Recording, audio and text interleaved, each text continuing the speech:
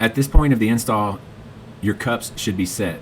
If you need to set the cups, please see the link in our description below. Use a 5-gallon bucket, or in this case we're using the edge of our shop vac. It butts into the corner of the putting turf really well and gives you a good outline to make consistent rounded off corners. Mark it with a Sharpie or chalk and then cut it with your choice of razor knife. But it's really important to understand the grain when installing artificial grass, because we want everything to point towards the center of the green, and by having everything point towards the center of the green,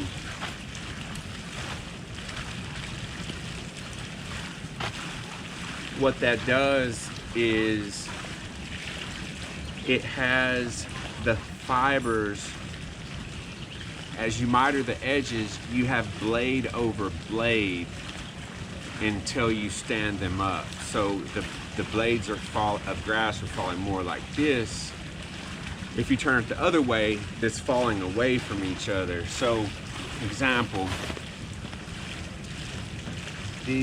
both these turfs are leaning towards me, or the grain is pointing towards me.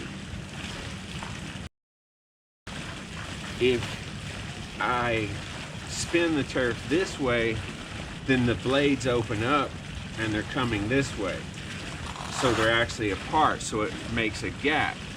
But if you do it this way, then you have a place where the synthetic turf, the synthetic grass blades actually lay over each other, so it covers the gap.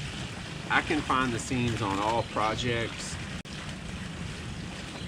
We're not carpet layers, we're landscapers mixed with carpet layers, mixed with construction, mixed with golf enthusiasts.